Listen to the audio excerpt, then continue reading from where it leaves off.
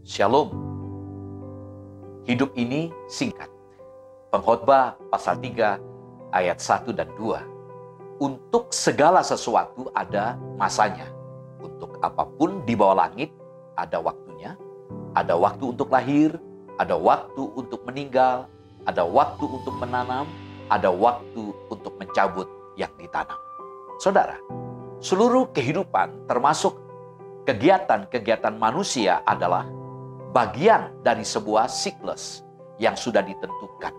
Walaupun manusia merindukan sesuatu yang lebih dari itu, dia tidak dapat berbuat apa-apa.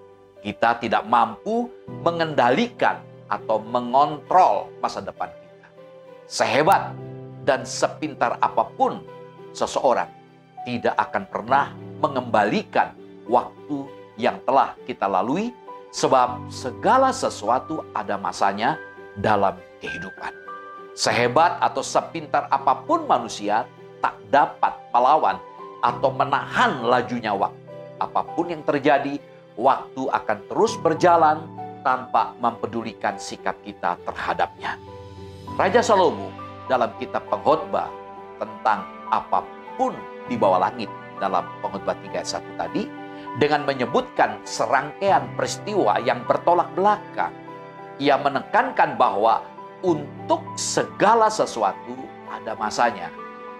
Ada waktu untuk lahir, ada waktu untuk meninggal, ada waktu untuk menanam, ada waktu untuk mencabut yang ditanam dalam ayat 2. Mungkin pada ayat-ayat itu Raja Salomo merasa putus asa dengan apa yang dilihatnya sebagai siklus hidup yang sia-sia.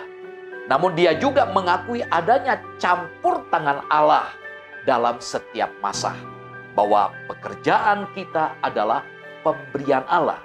Pengkhotbah 3 ayat 13. Dan bahwa segala sesuatu yang dilakukan Allah akan tetap ada untuk selamanya.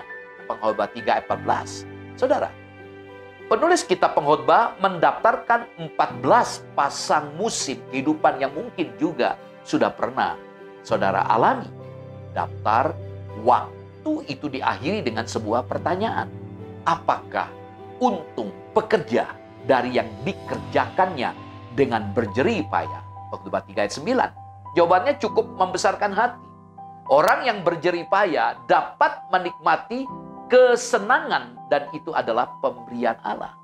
Pengkhotbah 3 ayat 13. Bersyukurlah kepada Allah untuk musim kehidupan yang sedang saudara jalani. Bersyukurlah untuk kesenangan yang dapat saudara nikmati dari jerih payah pekerjaan saudara.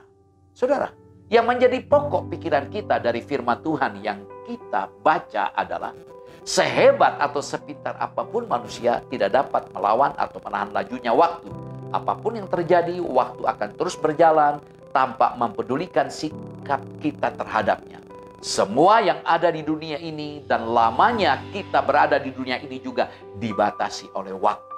Jadi, untuk segala sesuatu ada masanya.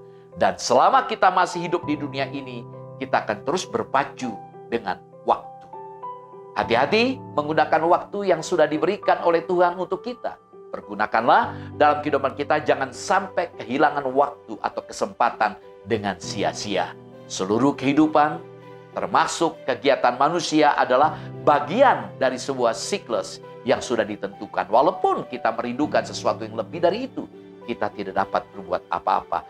Kita harus puas mendapat sedikit kebahagiaan yang bisa kita peroleh sementara kita terlibat dalam siklus kejadian-kejadian yang tidak ada henti-hentinya. Saudara, tak ada manusia yang mampu melawan waktu Tuhan. Tapi waktu bukanlah musuh. Waktu adalah anugerah yang patut kita syukuri. Waktu adalah tanda bahwa Allah menyertai perjalanan hidup saudara dan saya dan semesta alam. Ia adalah sang waktu, Allah yang sudah ada dan akan terus ada beserta dengan saudara dan saya. Ingat, waktu terus berputar dan kita tidak dapat menghentikannya. Apalagi memutarnya kembali. Itulah keterbatasan kita. Kita juga harus selalu sadar bahwa hidup kita di bawah kendali Allah dan suatu saat kita juga akan menghadapi kematian jasmani sehingga hiduplah selalu takut akan Allah dan jangan melawan akan setiap ketetapan-ketetapan Allah. Kita semua berada di zona waktu kita masing-masing. Semua punya waktunya masing-masing untuk menabur dan menuai. Tuhan merancang hidup kita dengan rentang waktu yang sudah ditentukan. Kapan kita dilahirkan, kapan kita menyelesaikan sekolah, mulai bekerja, menemukan pasangan hidup kita, memiliki anak, dan seterusnya sampai kapan kita menghadap sang Khalik meninggal dunia. Tidak perlu khawatir karena semua itu ada di bawah kendali tangan Tuhan. Ia membuat segala sesuatu indah pada waktunya dan memberi kita harapan dan masa depan. Pengkhotbah 3 ayat 11. Jika kita memaknai waktu dari sudut pandang Allah, saudara, maka kita akan mempergunakan setiap kesempatan secara bertanggung jawab. Karena hidup ini singkat, lakukanlah yang terbaik. Hidup yang singkat ini hanya awal dari hidup kita kelak. Bagaimana keadaan hidup kita kelak dalam kekekalan tergantung pada pilihan kita di hadapan Allah. Shalom, Tuhan Yesus beserta dan memberkati.